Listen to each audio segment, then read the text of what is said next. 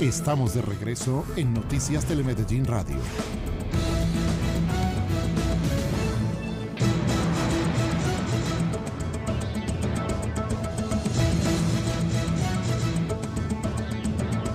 ...6:38 de la mañana y continuamos en Noticias Telemedellín Radio, 20 años con vos. Recuerden, de lunes a viernes desde las 6 de la mañana hasta las 7:30. Como lo dijimos, ya está acá con nosotros Walter Bustamante, vocero del Observatorio LGBT de Medellín. Bienvenido a Noticias Telemedellín Radio. Muy buenos días, muchas gracias nuevamente por abrir el espacio y poder hablar de estos temas. Bueno, Walter, creo que usted ya no lo había dicho, pero recordémoslo, realmente no nos acordamos porque ya no es LGBTI, lo primero. No, es LGBTI, solo que desde el observatorio, en este comienzo, recordemos que el observatorio lleva 3-4 meses, quisimos trabajar a partir de unas poblaciones que están más visibles y que de pronto podemos conocer más qué pasa con ellas, ¿no? Queremos que lo de la intersexualidad vaya apareciendo en la medida que nos encontremos con situaciones, con casos que pueden ser un poco más complejos, más difíciles de acceder a ellos, de conocerlos, pero bueno, sabemos que es una tarea que está ahí pendiente, pero queremos que sea como por demanda también, ¿no? En la medida que encontremos los casos, poder ir trabajando también lo de la intersexualidad. Bueno, hoy se conmemora pues el Día Mundial, pues donde obviamente es la lucha contra contra todo tipo de agresiones y violencias, discriminaciones contra la población LGBTI, entonces ahí sí ya va con el I. Y ustedes registran que en Medellín en el primer trimestre ocurrieron 5 homicidios, 4 agresiones físicas, 2 casos de discriminación donde le prohibieron el acceso o permanencia del lugar pues a 2 personas, violencia psicológica familiar 1 caso y 1 caso de amenaza. O sea, son 13 casos resumidos. Sí, son 13 casos a los cuales hemos tenido más acceso, que hemos documentado o que estamos en proceso de documentación, ¿no? Y entonces a partir de los cuales podemos hacer pues ya como reflexiones y plantear problemáticas a la ciudad. Hay más, ¿no? Siempre tendremos el subregistro porque la gente no denuncia, porque no tenemos acceso a esa información, porque no se conocen, pero por ejemplo, una de las particularidades con las que ha tenido que enfrentarse el observatorio es que la gente llama en caliente cuando se presenta la situación. Entonces luego buscamos a la persona, queremos hablar con ella y la persona ya no... aterriza después. Ya no quiere hablar, ya... Cuando a alguien le pasa algo, cuando le agreden, cuando le vulneran un derecho, esa persona le toca empezar a moverse, ¿no? Es la que queda en vueltas, digo yo.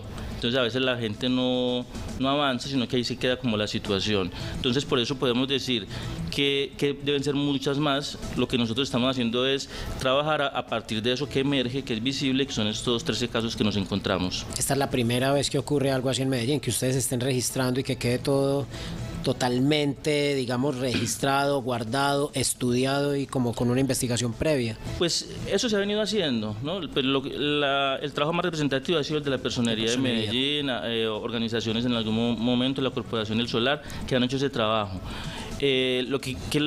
Como de lo novedoso que queremos hacer desde el observatorio, por ejemplo, es hablar en este momento, 17 de mayo, del primer trimestre. No esperar a enero del 2018 para decir qué pasó durante el 2017, que es lo que generalmente hacen los informes, ¿no? Sino como estar más en la marcha, sabiendo que además el estar en la marcha tiene sus implicaciones y es que hay asuntos que están en proceso de investigación y que no podemos tocar mucho o que no conocemos muy de cerca, pero es como de lo novedoso, estar en el proceso diciéndole a la ciudad, vea, está pasando esto. Walter Alonso, ¿cierto? Sí, gracias por recordarme el Alonso. Bustamante Tejada. Sí, señor. Historiador. Yo le leí un texto a Walter hace mucho rato, que tenía que ver con el tema de las masculinidades. ¿Cierto? Inclusive cuando se empezó con todo el tema, este es el contexto para decirle a los televidentes oyentes que de esto se está hablando hace mucho rato. Sí. La pregunta que plantea hoy el subdirector y que están participando todos nuestros televidentes y oyentes tiene que ver que qué nos falta en Colombia. Yo digo, nos falta mucho. Hemos avanzado y hemos avanzado mucho también, porque es que desde el 90, cuando digamos la OMS declara el Día Mundial, ahí por lo menos ya puso en tema de discusión, pero ustedes juiciositos venían trabajando hace rato. Pero yo sí creo que usted le doy toda la autoridad para que me diga mentiroso al aire. Aquí seguimos siendo homofóbicos y discriminando 100%, ¿no? Sí, claro que sí. Sí, porque eso es parte de una construcción cultural que está muy arraigada, ¿no? desde la casa, desde que nacemos, cuando nos ponen a los niños el azul y a las niñas el rosado, inmediatamente ahí ya queda marcado qué es lo que no se puede hacer, ¿no? Entonces todo aquello que se salga va a ser objeto de agresión, de violencia, de discriminación y de exclusión. Entonces por eso es tan fuerte.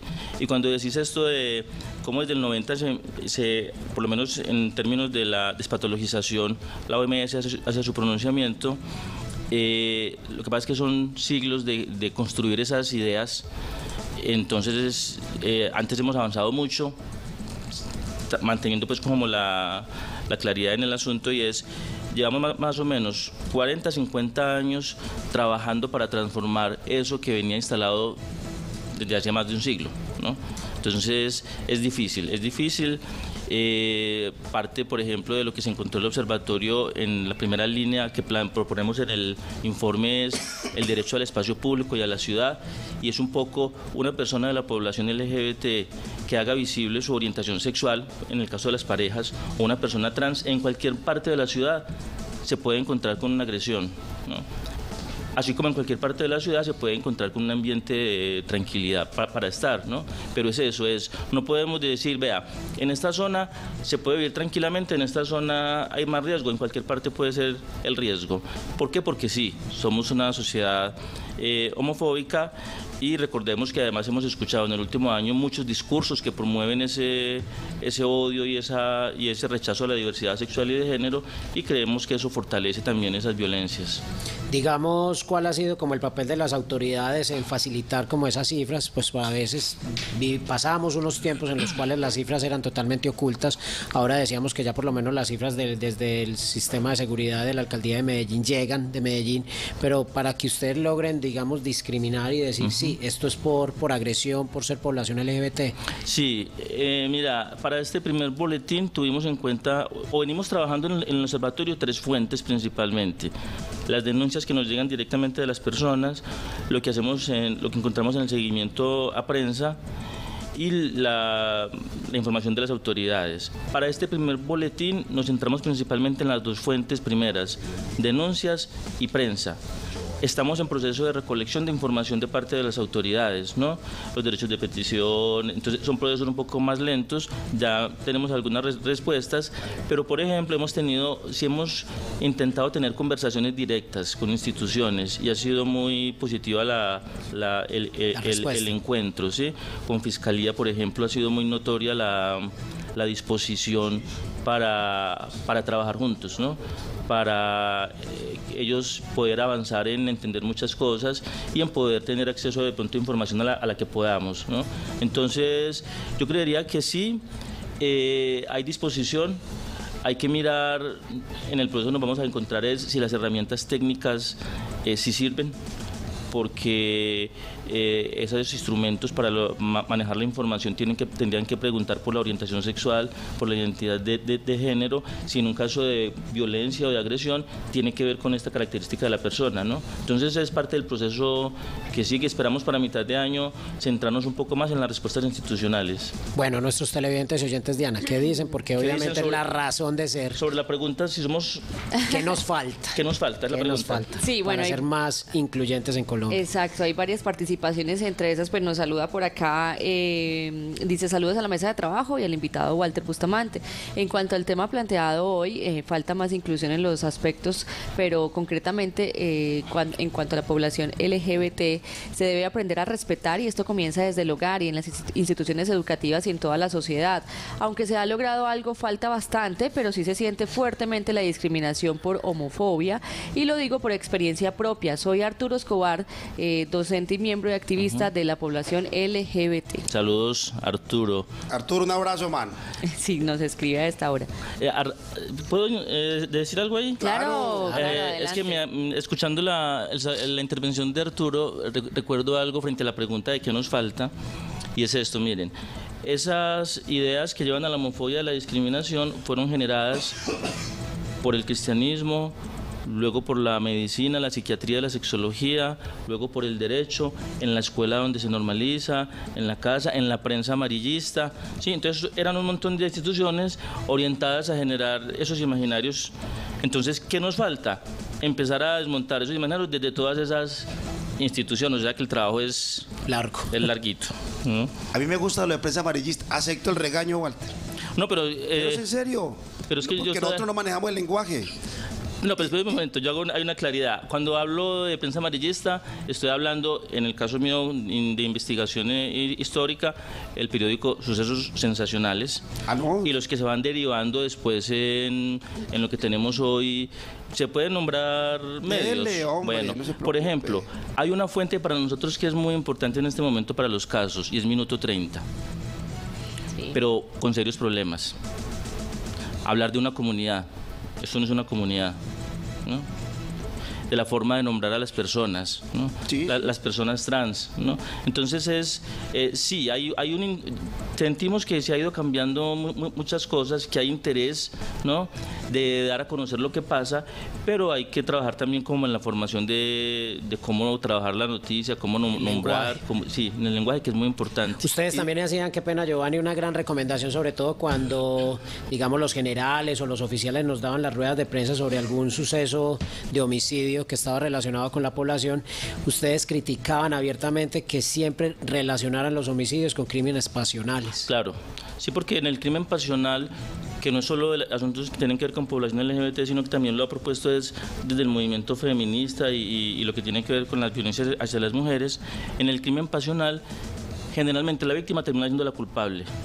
Pues entonces te maté porque me hiciste dar celos, te maté porque hiciste algo, y entonces eso justificar. Eso es como una derivación de la antigua versión de es que estaba fue en estado de ira e intenso dolor, y entonces justifica la agresión. Entonces no hablar de crímenes pasionales es quitarle una fuerza que tiene al hecho para poder mirar otras problemáticas de la sociedad. Por ejemplo, nos encontramos con algo, hablamos de 5 homicidios presuntos. ¿No? Siempre presuntos, porque no somos autoridades que investigan ni todo esto, pero por ejemplo hay una dificultad que vimos con 2 casos de cuerpos en el río, ¿no? De hombres, y por allá en algún lado muy marginal dice llevaba prendas femeninas. Entonces uno queda con la pregunta, ¿era un hombre? ¿Era una mujer trans? ¿No? Entonces ahí que se necesita que la persona de policía que le toca ir al lugar del crimen y hacer el levantamiento y conocer el contexto, tiene que tener unas ideas, unas preguntas que permitan observar eso, porque si no se pierde desde el momento que empieza la investigación. Y no, acá en esta ciudad no se asesinan personas trans, ¿no? Eran hombres. Pero créame que nosotros estamos viendo la reflexión como medios de comunicación. Yo creo que con el lenguaje completamente revictimizamos en muchos casos. Ofendemos en muchos casos, discriminamos en muchos casos, pero ahí vamos aprendiendo. Y mire, parte de los avances. Doña Valerie, ¿cómo amanece? Hola, muy buenos días. Amanezco súper bien. Qué bueno. Valerie ¿le puede poner para que Walter para poder escuchar a Valerie? Claro, pueda escuchar a Valerie. Valerie, usted es mujer trans, ¿no? Sí, claro. Qué bueno. Aquí yo lo primero que voy a resaltar, soy director, y por eso usted no lo tenía en la llamadita, señor. Regáñeme al aire y quiere. No, bien hecho. Todos esos aportes sirven, y más para enriquecer este tema. ¿Sabe por qué? Porque esta es una de las, digamos, de los grandes aportes de demostrar que la familia es el eje central, primero de aceptación y de poder. ¿Cómo fue su caso, Valerie? Usted ya tiene documento de identidad nuevo, ¿no? ¿Cómo fue todo ese proceso? No. Pues mi proceso empezó más o menos hace como 8 meses en sí.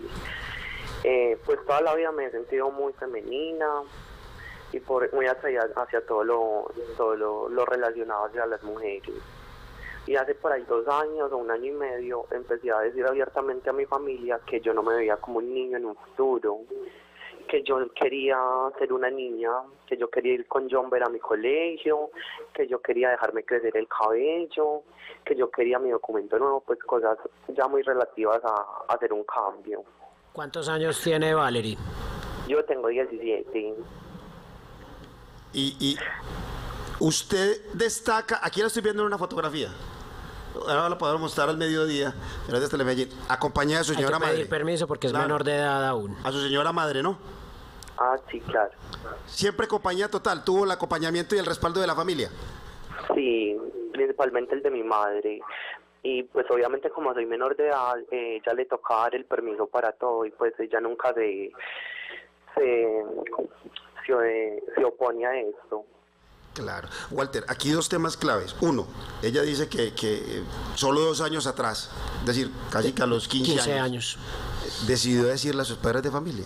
Digamos que ahí también empieza todo ese tema de las dificultades en términos de la aceptación. Primero de uno mismo y después de la sociedad. Claro, Valerie, buenos días. Hola. Porque incluso Valerie nos dice que fue hace como 2 años, pero me imagino que Valerie venía sintiendo esto desde hacía muchísimo tiempo, ¿cierto? Ah, sí, obvio, Claro. pues de toda la vida, como lo dije al inicio, sentir el gusto por las prendas y cosas femeninas. Hace 2 años inicié a decirlo abiertamente cuando ya tenía como la iniciativa a ser libre, pues como a no ocultar todo lo que quería demostrar y todo mi potencial. Es que imagínense, uno niño o niña dependiendo de los adultos y sintiendo distinto a lo que se supone que los adultos están esperando que uno sienta, no es tan fácil, no es tan sencillo, ¿no? Entonces, por ejemplo, es interesante poder encontrar una historia como la de Valerie, donde nos dice que es posible, ¿no? Que es posible vivir de una manera distinta, que es posible vivir el proceso de una manera distinta también y que se puede ser. ¿Cómo te fue con lo del colegio, Valerie? Pues cuando yo inicié a ser trans, yo le decía a mi mamá que yo quería ir al colegio con el jumper. Mi mamá pues se quedaba callada porque en ese entonces estábamos como en el proceso de aceptación. Entonces pues yo ya tenía mis cosas muy en claro y yo empecé a comprar las prendas del jumper. Yo conseguí el jumper, pues yo empecé a comprar todo. Y un fin de semana ya compré mis extensiones pues para sentirme más completa. Entonces ya se llegó el día de ir a mi colegio con el jumper y mi mamá me acompañó. Entonces bien, ella me decía que si me pasaba algo la llamara, que ella iba por mí y pues cosas así como del apoyo y como a que no me sintiera tan sola. ¿Y el colegio? Entonces, ¿Cuál fue la recepción en el colegio de los compañeros que hasta un día antes se habían visto como un niño? Porque fue un fin de semana. Al viernes yo fui de niño, prácticamente por decirlo así, aunque suena un tanto machista, pero sí, porque, pues, en fin, sigo con la historia. Entonces al viernes estaba como un niño y el fin de semana fue la celebración del cumpleaños de mi mamá. Entonces ya el lunes iba a ser la nueva niña de la familia, la nueva integrante. Entonces yo me empecé a organizar y normal. Cuando iba entrando a mi colegio, ya muchos profesores estaban enterados, como con los que más tenía confianza. Entonces, cuando iba entrando, uno de ellos me dijo, es que muy buenos días, Valerie, ¿cómo estás? Y yo, muy bien, gracias a Dios. Entonces el acogimiento en el colegio fue súper bien. Siempre el apoyo también con el colegio y el respeto hacia mí. Y también de la rectora en sí. Y cuando iba pasando por los pasillos con mi mejor amiga para ir al salón, pues la gente me miraba, agachaba la cabeza y cuando hablaba me decían, ay, pues como todos impactados. Esa es una historia de inclusión totalmente. Sí, vale, una pregunta un poco para que entre vos y yo podamos desmentir a la gente que está en contra de estos intereses de poder ser felices como somos. Entonces, por vivir tu tránsito en el colegio, entonces el colegio se volvió trans, todo el mundo quiso empezar a ser trans. Pues yo ya me gradué. Ah, bueno, pero es decir, es porque hay la gente que empieza a atacarnos y a decir, entonces todo el mundo, queremos homosexualizar a todo el mundo, queremos que todo el mundo sea trans, y no es eso, ¿no? Simplemente quienes te conocen empiezan a convivir con vos como Valerie y siguen su vida también como la van eligiendo cada persona. Sí, es real. Pues es de adaptación, es darle tiempo al tiempo y a que ellos vayan adquiriendo como la conciencia de que yo ya no voy a hacer con pronombres de él o pronombres masculinos, sino pronombres femeninos, y que en realidad siempre fui Valerie y nunca fui con un nombre referente a lo masculino conocido por la sociedad. Y pues en el colegio el apoyo fue total, como te decía. Y en este momento, como yo ya me gradué, pero sí tengo amigos y amigas en el colegio de otros grados, me dicen que ya ven a más de unos niños con iniciativas a trans a ir con el jumper. O sea, les abrí como las puertas, por decirlo así, a dejar el miedo. Sí. Y pues obviamente no todo el mundo lo va a hacer porque esto no es cosa de todo el mundo y no es cosa de juegos. Son cosas que uno toma en realidad y es afrontar a una sociedad muy machista y que está dispuesta a señalarte piedad hasta verte caer, por decirlo así, en donde a uno le toca estar parada firme y tener la decisión muy, muy clara y de no dejarse por debajear de nadie, y primero tú y segundo tú, y no olvidar su esencia y siempre estar muy firme en lo que quiere y buscar como a cumplirse todos los sueños que uno se propone. Valery, te desperté, ¿no? Vos me perdonas ahí. Yo estaba pensando que No, a mí me tocó madrugar a venir hasta acá y Valery desde la cama puede atender la entrevista. ¿Cómo te parece? Valery, ¿qué dice tu tarjeta de identidad? Es decir, para que la gente entienda cómo es ese proceso también del cambio y de la adquisición del nuevo documento. Cuando sí, porque hay que aclarar eso. Ya ella ya tiene un documento de identidad. Sí. Obvio, mira. Principalmente nos acercamos a la notaría novena, que es como una de las que tiene más abiertas las puertas hacia las personas trans, por decirlo así, porque tiene como más conocimiento sobre cómo hacer este tipo de papeles legales. Entonces mi mamá y yo nos acercamos y allá nos orientaron mucho. También estaba en un proyecto con el Centro para la Diversidad Sexual y de Género y en plural, que era el cambio de nombre y del componente género en la cédula. Pero como yo era menor de edad, necesitaba obviamente permiso de mi madre y todo eso, entonces fue un poco más demorado. Entonces mi mamá y yo tomamos la decisión de hacerlo por aparte. Entonces nos acercamos a la notaría novena y allá nos dieron como toda la información principal, que nos tocaba hacer como pues prácticamente el permiso de mi madre, ir hasta donde yo nací a sacar el registro civil antiguo para poder seguir con el papeleo, pues sacar el registro y que ya no quedara registrada allá, sino en la notaría novena, para, como yo vivo acá en Medellín, para que todos los papeles o todo lo que tenga que ver lo haga desde acá y no tener que ir hasta por allá. Entonces eso fue como un beneficio también. Y entonces, sí, dale Valery, tranquila. Hicimos la escritura pública, que es lo principal, pues como lo que tiene más lo que es la fuerza, prácticamente lo que ya da el cambio.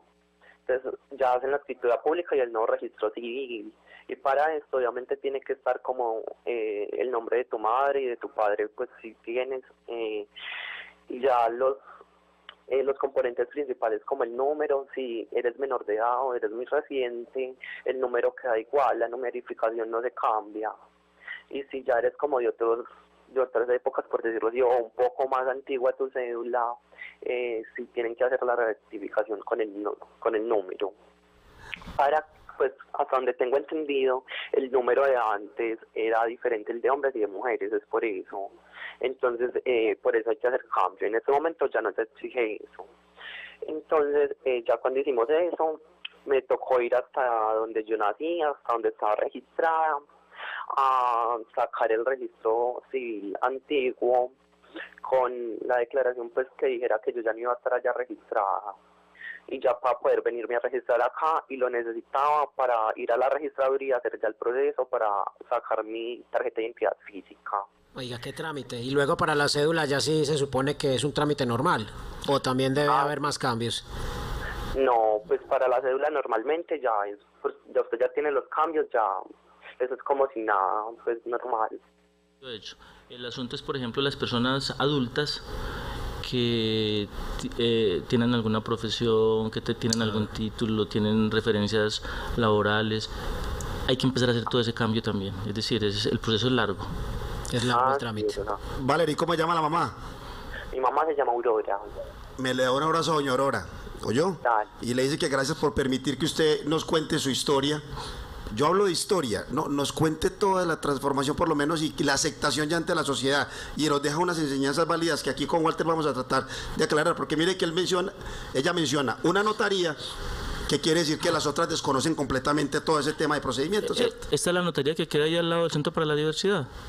Sí, pues no dije que las otras desconocen, sino que es la que tiene como más conocimiento de tiene eso. más bagaje ya. Lo que pasa es esa. Como queda al lado del Centro para la Diversidad Sexual y de Género, entonces si yo voy al Centro para la Diversidad, me dan una asesoría, la notaría más cercana, le tocó aprender a Ya le llegaba todo el cúmulo de ofertas.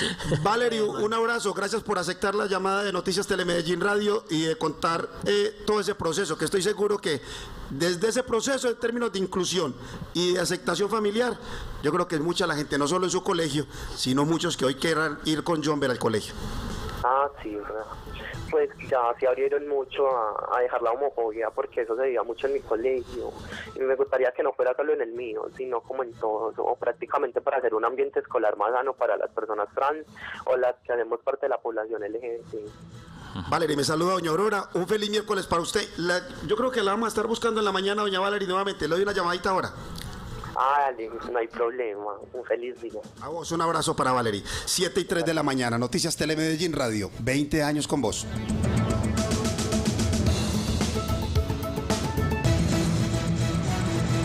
Noticias Telemedellín Radio, 6 AM.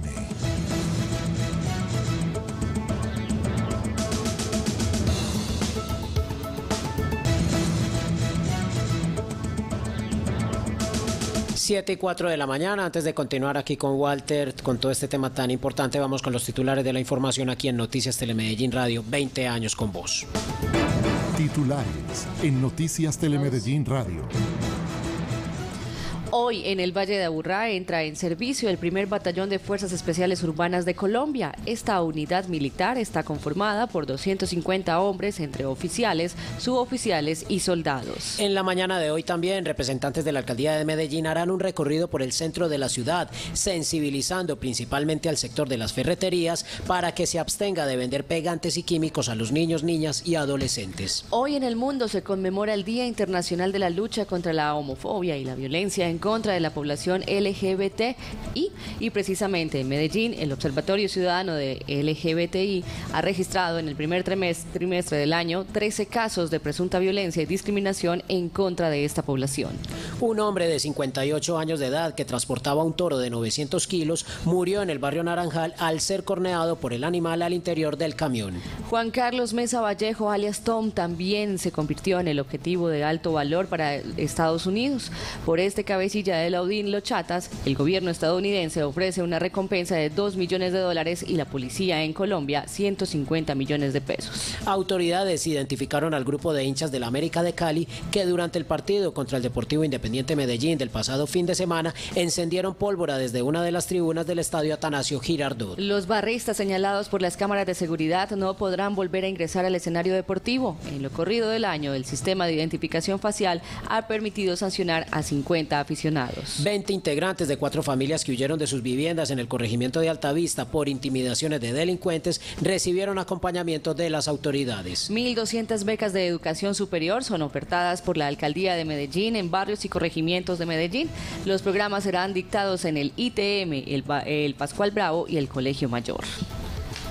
7 de la mañana, 7 minutos. La información del pico y placa es para vehículos particulares con placas que terminan en 0, 1, 2 y 3.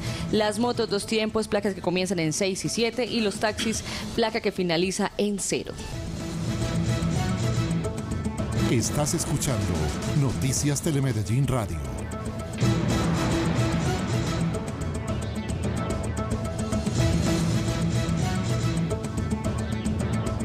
7 y 6 de la mañana, continuamos en Noticias Telemedellín Radio y con Walter Bustamante, vocero Observatorio LGBT de Medellín. Bueno, escuchados estos testimonios, visibilizadas esas violencias y presuntas agresiones que ha sido víctima esta población este año, en este primer trimestre. Bueno, con estos resultados, ¿qué se busca lograr también? Bueno, se busca que la ciudadanía esté actualizada de lo que pasa, ¿no? Que no sea el silencio y que pensemos que ya no hay homofobia y que todo el mundo está feliz y que está muy tranquilo, sino que podemos estar planteando las alertas necesarias para que la ciudadanía esté al tanto de lo que pasa y también para que las autoridades estén atentas también a qué es lo que hay que hacer, cuál tiene que ser su respuesta para poder hacerle frente a estas situaciones, ¿no? Es visibilizar, ¿no? Y poder ver entonces qué hay que hacer ahí. Por eso en el informe pues que presentamos hoy también hacemos como un llamado a las instituciones para que miren cuál es su responsabilidad, qué es lo que tienen que hacer para poder superar esta situación. Walter, es que usted me la está quitando. Walter Alonso Bustamante Tejada. Suena muy bonito. Sí, gracias, sí. Oiga, Walter, yo creo que uno escuchando a Valerie le deja una cantidad de enseñanzas y cosas por aprender. Pero Medellín, hay una política pública, ¿cierto? Sí, me llena de la política pública desde el 2011. ¿Qué tal la ejecución de esa política pública? ¿Qué nos falta? Todo. A ver, ¿Se quedó ahí planteada? Ahí? No, la política está marchando. ¿Cuál es el asunto? Hay algo que es muy importante de las políticas públicas y es entender la política pública como la acción articulada para enfrentar una situación, una problemática. Y yo creo que en la política pública de Medellín esa ha sido como la gran dificultad, el asunto de la articulación. De pronto la administración puede estar realizando acciones, pero entonces son acciones para cumplir un indicador, para ejecutar un presupuesto, pero la pregunta que uno se hace es cuál es la visión, la proyección para realizar transformaciones realmente en la ciudad, ¿no? Entonces yo creo que hay un asunto que hay que trabajar muchísimo. En esta época es la primera vez en que la política pública tiene un poco más de presupuesto, ¿no? Pero me parece que tiene que pensarse más desde esa articulación con un mayor impacto en la ciudadanía. Pues bueno, a Walter le damos las gracias por haber estado aquí en Noticias Telemedellín Radio. Hoy pues es un día obviamente más especial por la presentación de estos resultados y ante todo pues ojalá que en el próximo trimestre esto también baje. Esperemos o que suba, y más que suba no es que aumenten las agresiones y las vulneraciones, sino que podamos conocer un poco más de la realidad de la ciudad en ese sentido. Que no quede en el anonimato, como diríamos. Sí, que podamos conocer qué es lo que pasa. Es decir, ¿Medellín es homofóbico y discriminatorio? ¿Sí o no? En Medellín hay homofobia y discriminación, más que decir que es homofóbico, no. Porque hay personas que también han vivido procesos ya de entender y de reconocer esa diversidad, ¿no? Pero la tarea está ahí y es larga. Muy larga, de todo Colombia. Muchísimo. Es tarea de todo Colombia. Pues bueno, Walter Bustamante, vocero de Observación LGBT de Medellín, del Observatorio, muchas gracias por haber estado aquí en Noticias Telemedellín Radio. Muchas gracias a ustedes por recibirnos nuevamente acá y por darnos este espacio. Don Walter Alonso Bustamante Tejada, historiador. Perfecto, 7 y 10 de la Nacional, ¿cierto? De la Universidad Nacional, claro. Maravillosa universidad. Un abrazo, está su casa, señor. Muchísimas gracias. Digámoslo, 7 y 10 de la mañana. 7 y 10 de la mañana.